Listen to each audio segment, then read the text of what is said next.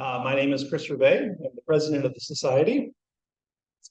And before we get started, because we're celebrating our 50th, we do have a cake in the back, and we'll have some cake and some coffee before we bring up our speaker today. So you can come out in the back and collect your cake. Sylvia, would you help me cut the cake, please? Love being silent. It's okay. I'm upset and green.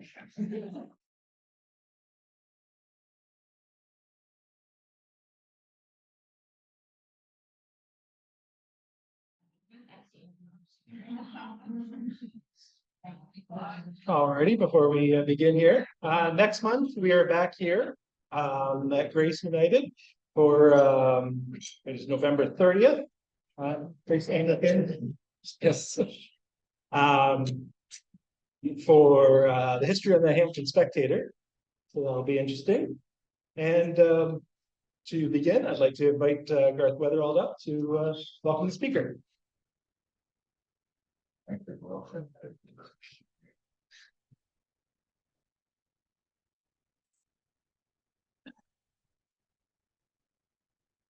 I don't like that standing there. If any of you that don't know me, my name's Garth Weatherall. I know a lot of people here, but some of you don't. I just live 2 doors up the street here. Lifetime resident of Waterdown, and I got more energized into the historical here later on in life. In my younger life wasn't. I was always interested, but never formally. And I was just mentioning that, I think, to Meghan over here. There's a couple of things I'd like to say leading into Meghan's talk tonight. I had the privilege of hearing Meghan at doing this for her first time, and I was so impressed with it. I said, Meghan, you need to do this and step it up a little bit or whatever, and do it here we decided for our 50th anniversary because it was really good. Meghan, you're born and raised right in Flamborough and everything else, and yeah, she calls herself a concession kid. I'm a Waterdown town kid, and we've had things before trying to expand because it's the Flamborough. We're trying to expand it out of Waterdown, and they're kind of come up with some ideas. So another thing I'd like to introduce you to tonight as leading into Meghan. The Flamborough song we have, it was playing as you came in. There was we have a person, Marianne Slyter, who it kind of, I look at it kind of resembles back to how we had our United Empire loyalists that came to Canada and sort of formed the community here way back when. Marianne was born in New York State, and she's married to a Canadian here. And how long have you been in Canada? Quite a while. Yeah, 20 years. So she wrote a song, and our one and only, there he is, Nick. Mr. Nick Hurst there. Marianne wrote the words, and Nick put the voice and the music to it. And I think it's one of the most phenomenal things I've ever heard in a long, long time. I would say, I was asking Nick a bit about it earlier. He says it's a little bit of Bob Dylan-ish style, but I think it's got his own flair to it. To me, it encompasses everything about Flamborough and going up here and what we're all about.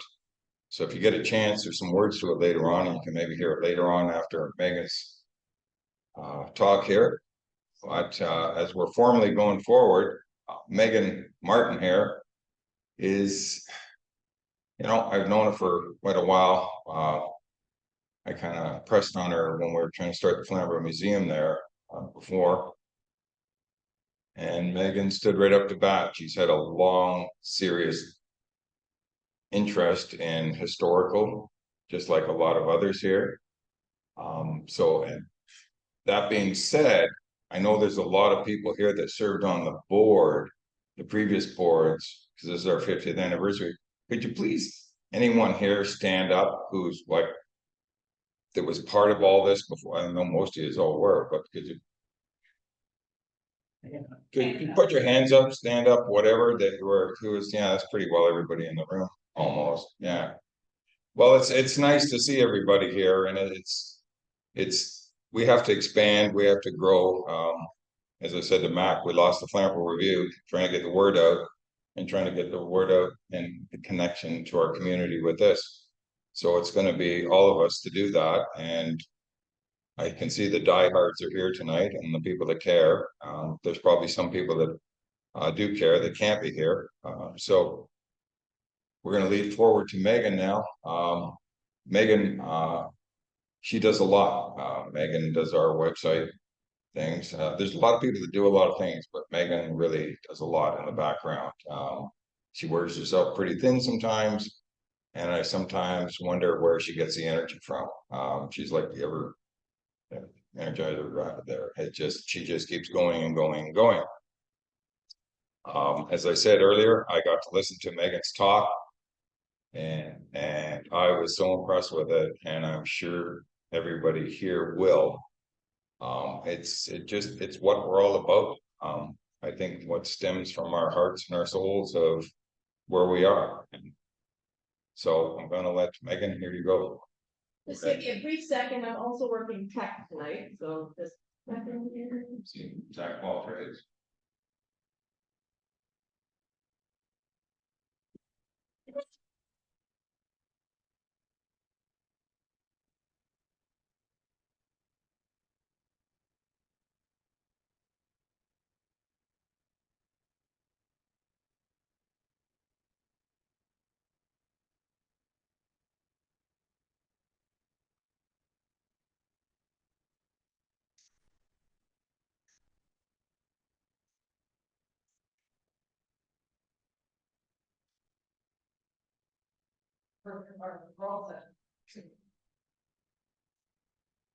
All right.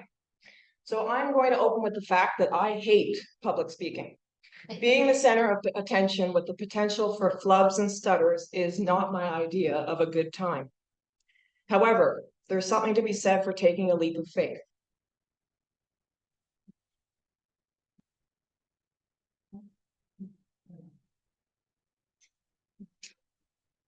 Hang on, technical difficulty.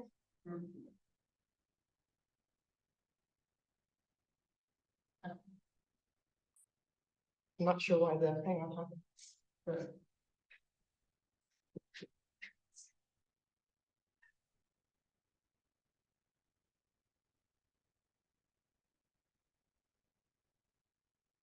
There we go. All right. We're back in minutes. There are many things that I now do for the Flamborough Heritage Society that I was once very uncomfortable with. This includes digital image and video editing, scheduling and sharing posts on social media, regular website maintenance, and for tonight, learning how to create a dynamic PowerPoint presentation. So who is Meghan Martin? That's the younger version of myself as captured by a Hamilton Spectator photographer. Many people may know of me from my family. Others may remember my school and church performances playing harp. However, I'm here as a member and vice president of our Local Heritage Society. Why local history? It's a question I've never asked myself until recently, though in some ways it's always been a part of my life. So let's begin by discovering my background. I'm a first-generation Canadian, my father immigrating in his youth from the Netherlands. He had been born in the hour, but his ancestors pictured were from all over Friesland. That's a photo of my parents on the right-hand side when they were a little younger. My mother's family was from County Antrim. My mom was born in Belfast, joining the army when she was 16, becoming a nurse. She immigrated to Canada when she was in her 20s, leaving in the midst of the Troubles. My childhood was a mix of cultures, mostly Frisian influence as my mother's family remained back in Northern Ireland. That being said, I do have fond memories of large brown packages arriving around Christmas time from the UK, filled with magical gifts from overseas. So the DeVries family arrived in this area in the early 1960s. My grandfather Oba, who went by John, established Flamborough Center Properties Limited. My father worked in the family business, developing residential surveys and commercial buildings. This was a time when residential development was less cookie cutter and more custom, and their commercial development built upon existing structures rather than razing them to the ground. He met my mom working as a neonatal ICU nurse, and they got married and started a family. So let's just have a look at these photos here. So that's the construction of the John Martin Crescent development, which was named after my dad's paternal grandfather. Other streets and residential developments of Flamborough Center properties were named after family members. And you can just see Flamborough Center School in the background there. This was their first commercial development. That's currently a medical center. It was originally a Fina gas station owned by Frank O'Hara. The Huesmans added structure to the original building, and Flamborough Center properties added an addition. According to Dad, the lift and the garage door are still in the floor and ceiling of the original part. So across the street, what was once a BA station owned by Jim English would become Hawksview Square, which was named after a residential development in the area. When Flamborough Center Properties acquired the property, it was a car lot. The building picture became a Mennonite furniture store, then the Texas Country Restaurant, the Odd Couple family restaurant, KFC under multiple different owners, and is currently the home of Hello Iris. And here we have an aerial shot. Note that what is now the Sobeys Plaza has yet to be developed. It's just a field. You can see a yellow Wentworth police cruiser where their office was at Hawksview, and the significant difference between Dundas Street then and now. I think it's only 2 lanes at that point. There was always a ribbon cutting ceremony after the developments were completed. This is the one for Hawksview. My dad's second from left, and his parents are there on the right. The Harper Building was developed on a lot where town blacksmith George Potts Buildings had once stood. A previous company had demolished the buildings, upsetting a majority of the town, despite the fact that they were in disrepair. Flamborough Center Properties named the building after town mayor Ken Harper, who is pictured there cutting the ribbon. And that plaza took 6 weeks to build from start to finish, a little quicker than nowadays. My father was able to witness the growth and development of the village. He took this photo of an addition being put onto the Royal Bank where a parking area once was.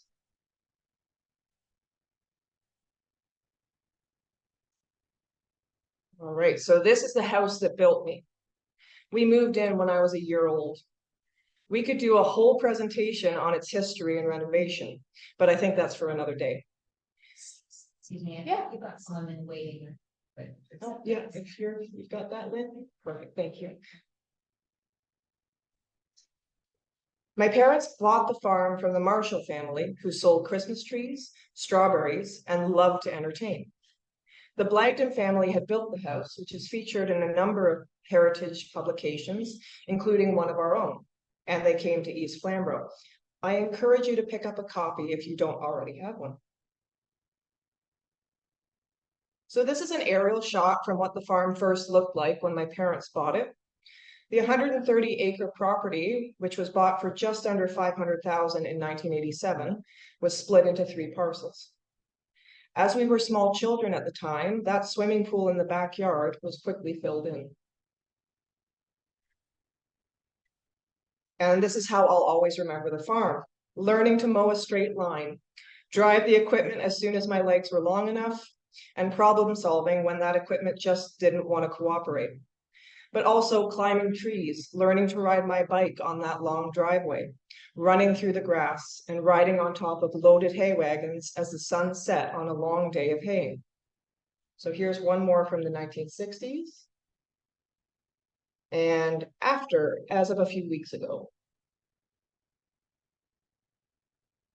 I'm not certain when my parents' interest in local history began, but as I grew up on the farm, I was surrounded by antiques and the stories of people that had built the community I lived in. This included stories from my dad about growing up not only in the Waterdown area, but Ontario as a young immigrant. My parents collected all the publications from our local Heritage Society, visiting their annual book sale every year. I do remember at one of the book sales I attended as a child, there was a challenge to identify curious artifacts. I was quite miffed to lose the prize to Ernie Weeks, who seemed old enough to me anyway to remember when those artifacts were invented, but I digress. So how did I get involved with the society? As organically as anything else, I suppose. Like any child in our school system, there was a project to put together our family tree. I'd revisit my genealogy off and on through the years. Photos of my family were brought to life when I learned the stories behind the faces staring back at me. The story of the Titanic felt more personal when I learned that my mom's grandfather, James Gilmore, worked at Harland and Wolff in Belfast as a riveter on the Titanic and many other vessels. No wonder he was so deaf. World War II became a bit more vivid after hearing my dad retell his father's stories of the Nazi occupation of the Netherlands. My husband's family had ties to Waterdown, not only with their business, Massacre's Garage, but one family member serving as reeve. My start in actively volunteering with the Flamborough Heritage Society began after a few months of exploring memories and images on a local Facebook group. I had also been documenting Union Cemetery headstones, learning how to capture almost unreadable text with offset flash photography. And you can see one example of how effective that technique of headstone photography is. So on the left and the right there. I took both these photos at the same time, and it's amazing what details are highlighted. And so I got in contact with Lynn, archivist at the Flamborough Archives, and began to explore not only the archives, but what our local Heritage Society was all about. So to a newcomer, the archives can be a bit overwhelming. Here are just a few things I became familiar with when volunteering. I began helping with the business directory, as I could remember past businesses and their locations, as well as the tenants that Flamborough Centre Properties had over the years. I remember visiting some of those tenants with my parents to collect their rent or check in. Some of those businesses were magical to a child, like Treasure Hunt or Pizza Delight. Trips to the post office and bank, now just a routine chore, are vivid memories of a childhood with special keys, the sounds of stamping checks, and cheery ladies behind the counter. I became familiar with the microfilm reader when trying to discover the date that Massacre's Garage burned down. Through my research, I discovered it was no longer owned by Massacres at the time it burned. This just goes to show that research can help sharpen the view without relying on shared stories and memories alone. The shelving system, while intimidating at first, is a space-efficient way to keep our collection organized. We are continuously getting donations of items and look forward to when we can add further space to our shelving through fundraising. The vertical files and map cabinet are full of treasures and are a great surface to organize incoming materials. So as I became more comfortable, we began to explore expanding our online presence. This is a typical month of social media posts that I schedule ahead of time. And blog posts, which consist of Heritage Happenings articles I transcribed and formatted for our website. I also began learning how to edit videos to ensure those that couldn't attend our meetings in person or via Zoom could explore them on our YouTube channel. Time allowing, we try to make our YouTube videos accessible to all by correctly editing the closed captions. So after a time, I had my own little solar system of things I was familiar with or was actively helping with. This included planning and putting together displays and editing our newsletter, which came out with a fresh new look last year. As the saying goes, a jack of all trades is a master of none, but oftentimes better than a master of one. There are many reasons to pursue local history, because it can be whatever we want it to be. It is the intertwined story of people and place over time, and is that rare thing, more than the sum of its parts. We do local history out of passion. It's why we transcribe late into the night, make trips to the archives, and hunt down elusive members of a community or family tree. We fall in love with it, and it becomes a compulsion, something done without thinking. Once we start, it can become instinctive, and our local history curiosity follows us everywhere. Our enthusiasm is fed by the fascination of what we find. This doesn't have to be amazing, but it is always wonderful, even in very small and everyday ways. So let's travel back in time to the beginnings of the Society. A number of people were present at the first committee meeting in January of 1973, where it was noted that in these days of swift change and family moving, young people are unconsciously seeking roots and would welcome just the sort of thing provided by a historical society. And that was said by Eileen Kennedy, pictured there. She served as society president for a time. To go over everything the society has done or been involved in through community outreach would take more time than we have.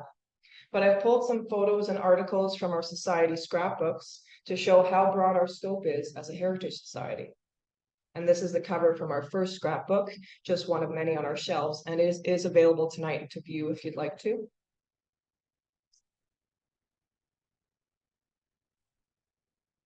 The Waterdown East Flamborough Heritage Society is one of the largest and most active heritage groups in the former Wentworth County, now the city of Hamilton.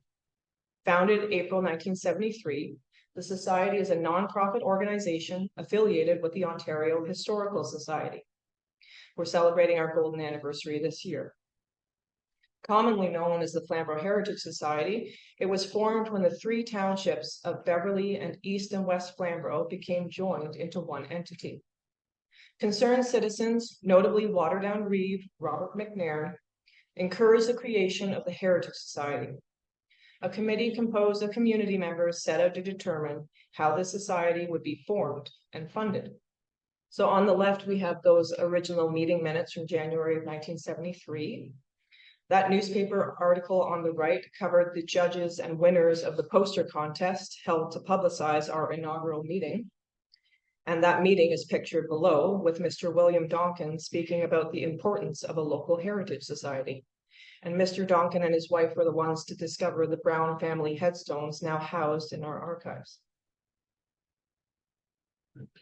In the beginning, our meetings captured reminiscences of those that had lived in the area.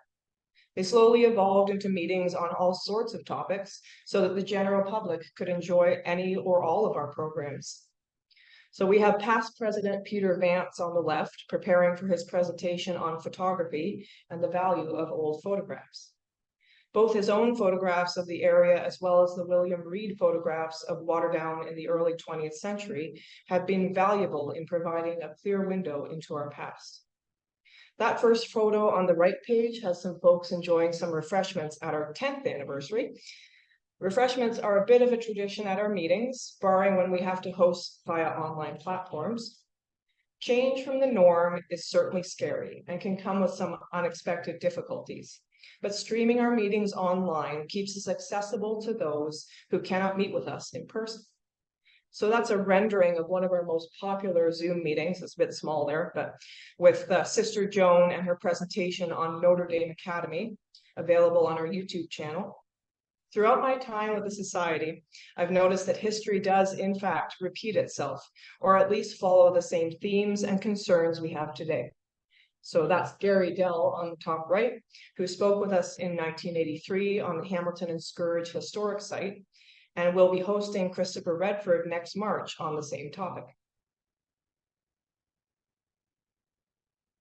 Our success as a society lies not only with our volunteers and students that give their time, but our board of directors and committees that ensure events, publications, meetings, and fundraising as a nonprofit are all successful. From the founding members to the current board, our goal is to achieve our original objectives while adapting to our changing community. Some of the audience may recognize a few of the faces or even be in these photos of our various directors over the years.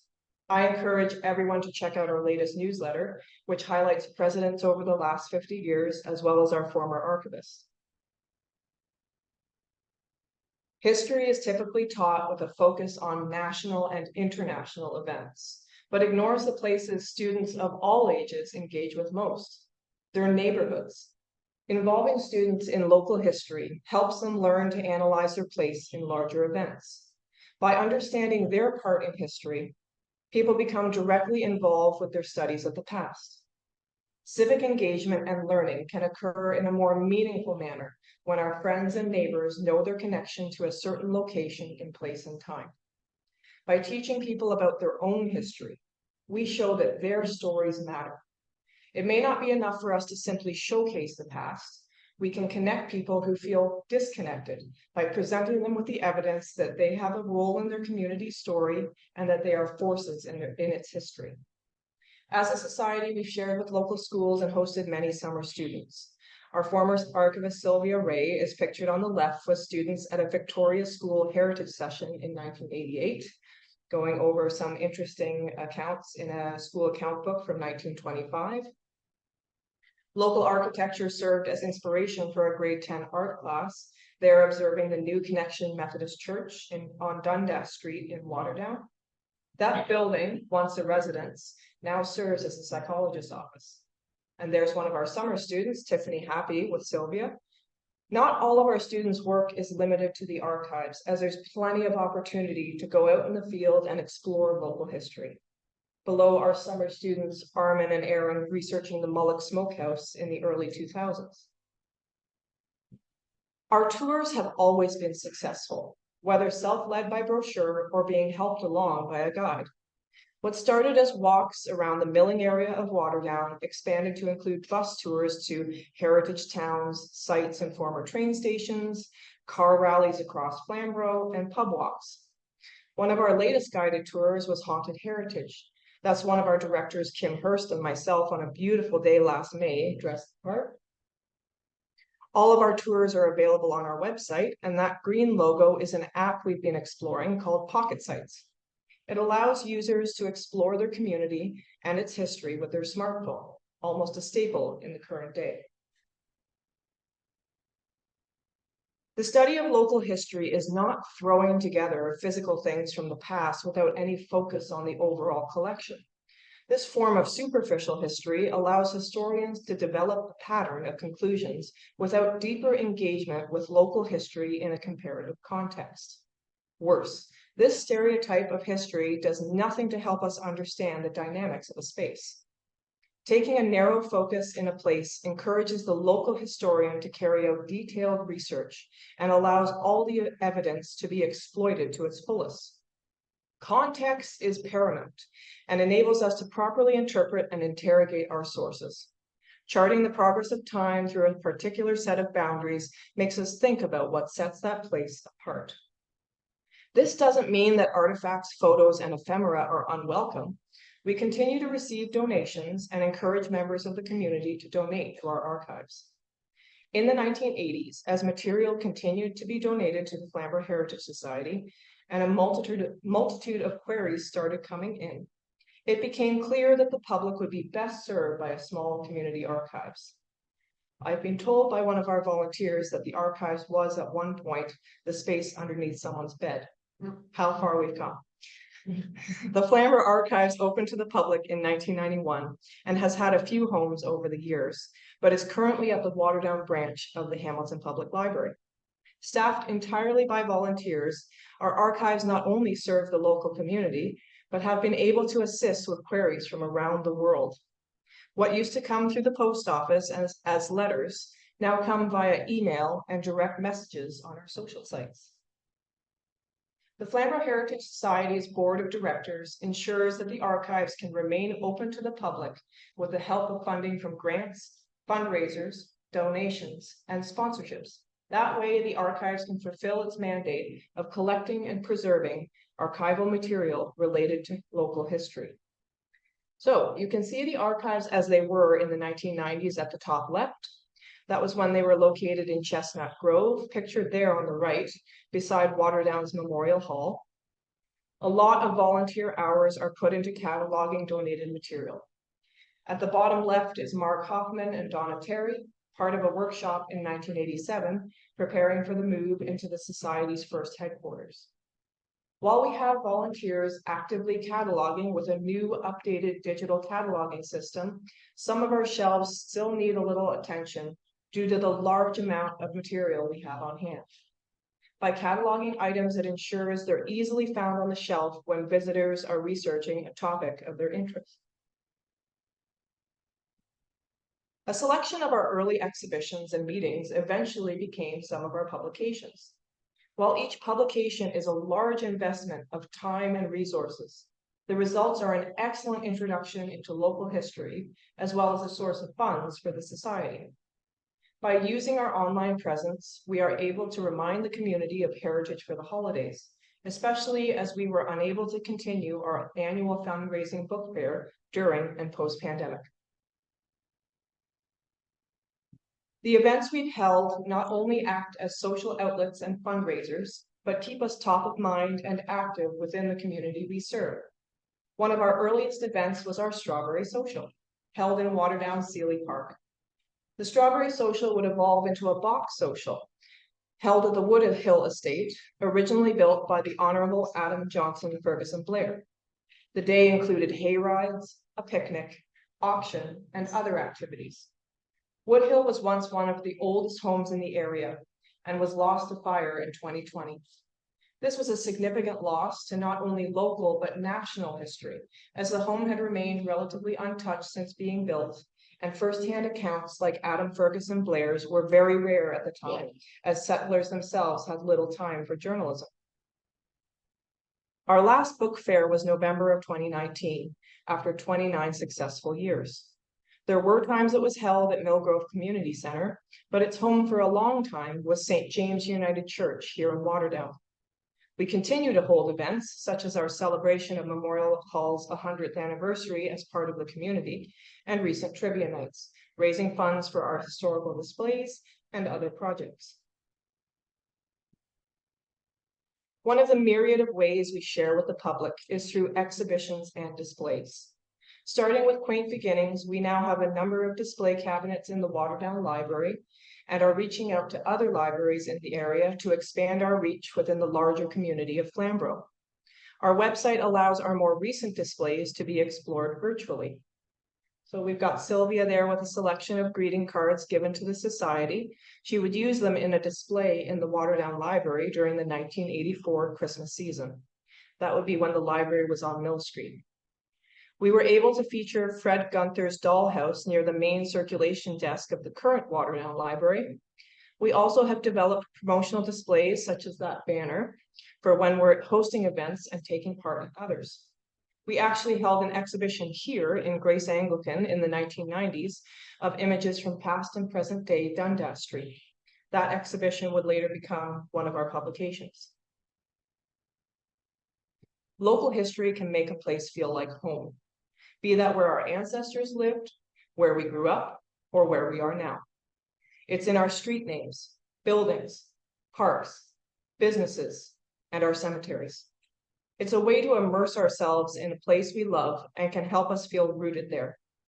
By trying to understand the history of a local environment and culture, we learn why things are the way they are today. In doing so, we can connect with past communities of people by learning about the lives of those who have gone before us. Communities in the present share their stories and kindness in person, while we, in turn, share that history from informal chats to published articles. With this, we preserve the past and bring those stories back to life. This can be done on different scales, from the reach of social media to the promotion of tourism. And so I've selected a few of my favorite photos from both our collection and some that have been shared elsewhere. Let's see how simple photographs can spark conversation and inspire research into various historical topics. I do love this photo. It's featured on our promotional banner. The juxtaposition of what is essentially a construction site and what we consider fancy fashion is wonderful. Fashion through the years is one great topic to explore, especially where the influence from major cities may take longer to reach rural communities. We can also examine the influence of the introduction of rail. It quite literally changed landscapes, and shipping and traveling became much easier. Waterdown at one point had 2 stations within its borders. Finally, the date of this photograph means that those pictured would have been directly affected in some way by World War I. Agriculture has changed drastically over the years, from crops sown to equipment used. Although some farmers in the area continue to use horsepower well into the 1950s, the change in tools and farming practices has quite the interesting history. You can see Carlisle United Church and its cemetery just behind that team of horses. Churches and their records are a wonderful resource for birth, baptism, marriage, death, and more. I chose this specific Hamilton Spectator photo as this church suffered multiple instances of the greatest threat to buildings throughout history: fire. One such fire in 1967 sadly destroyed many historical documents that had been donated to the Canada West Historical Society. The church later perished to another fire, and all that's left of Glenwood is a small cemetery. Our personal history and how we interact with where we grew up is always important in historical narrative of an area. Memories of general stores and penny candy, schools of the area and places we played and hung out, paint the past with vivid color, despite a lot of our photos being black and white. Flamborough used to be filled with quite a variety of wildlife, from rattlesnakes described by Elizabeth Simcoe to this moose you see here. Our natural history has changed with human influence. Despite living in Alberta, one of our social followers, George Cush, has shared many photos, stories, and information about living in rural Flamborough and working at the family business, Tip Top Canners. This photo was taken by his uncle. Even though there was a significant span of time between George's childhood and my own, I resonated with his stories of rural snowstorms and harvests, working at the family business, as well as his artwork over the years and passion for sharing his family's history. You may think photos of our childhood wouldn't interest a Heritage Society, but the change in playground equipment and development of further housing in the background make this photo, shared on Facebook, just as important as others in our collection. The Bluegrass Festivals certainly spur up a lot of memories, but Corcliffe Park was a space for many special events, including music festivals, snowmobile races, equestrian events, large picnics for various groups, large camping events, religious festivals, and so much more. It was also a home for those that lived in the trailer park there. You wouldn't think that's what's currently a renaturalized park where locals walk their dogs had such a vibrant history. There are a lot of artists that have visited, lived, or are living in Flamborough. From painters to potters, poets to photographers, there's a lot of arts and culture in our community. We love a before photo. Change is constant. I must admit I had to reach out to George Westra, who photographed this in the 1980s and donated his photos to the archives to scan. To me, it was completely foreign from the Hamilton Street I remembered. George had shared a lot of photographs with us of fairs, festivals, and fireworks. We hope that more people look through their albums and shoeboxes for photos we can add to our catalog. Our volunteers are our greatest asset. Each one of our volunteers bring value to the table, whether it be in touting the Heritage Society while out in public, entering assets into our catalog, hosting events that fundraise for the Society, editing our newsletter, and so much more. Some have lived in the area for years, and their memories of what once was, though not infallible, add detail to our records. I never thought I'd be in my 30s and uttering the phrase, "I remember when this was all fields," but here we are.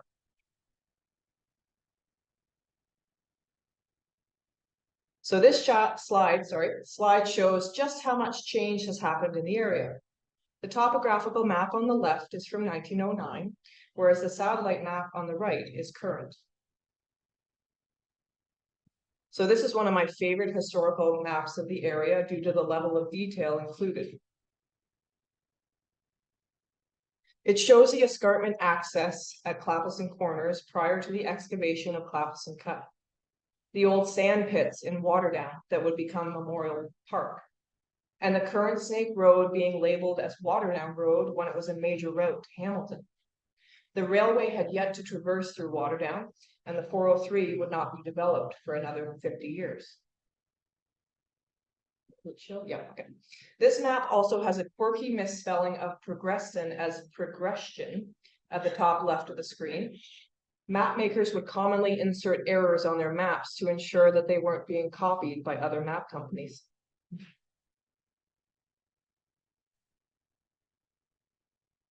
And here we have the after.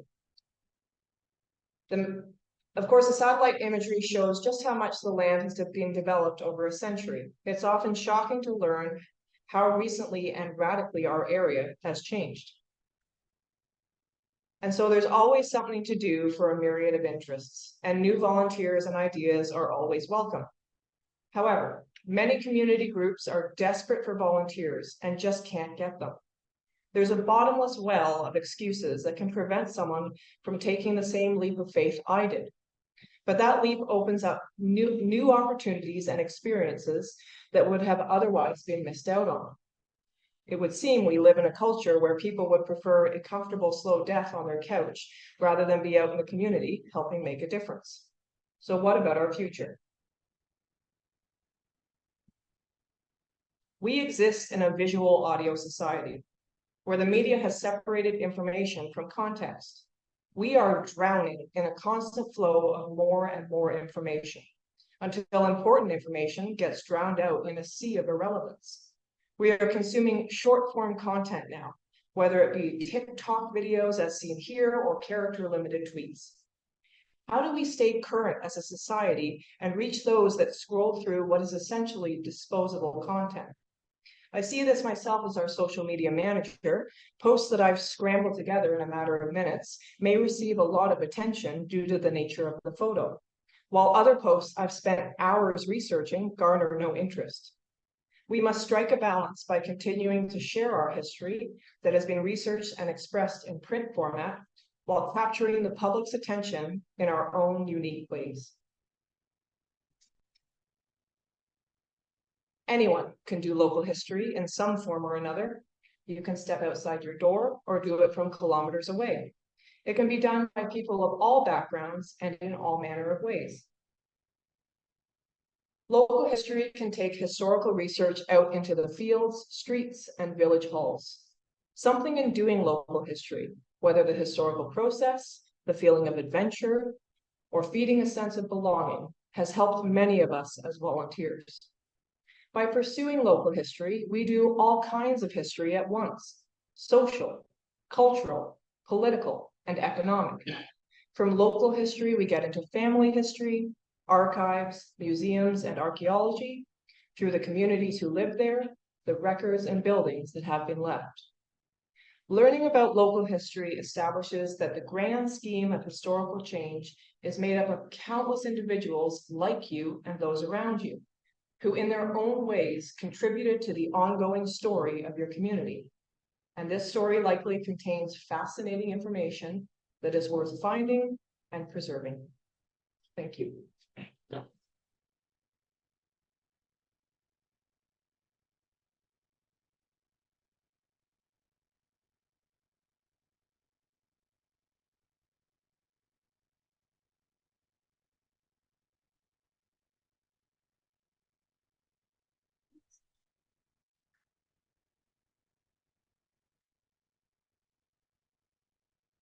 Very much.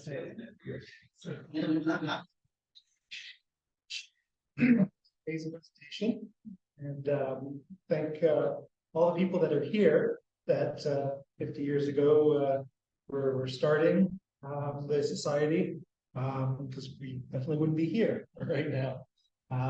It's been amazing to see the changes that have gone on over the years, and we hope to do you all proud as we keep moving forward and bringing all of our local history to the next generation. Thank you. As Megan alluded to, we've spent the last 3 years writing grants and looking for money to add another shelving unit to our archives, which is full from overflowing. And I am thrilled to say that thanks to a private donor who wishes to be anonymous, we have enough funding to add another shelving bay.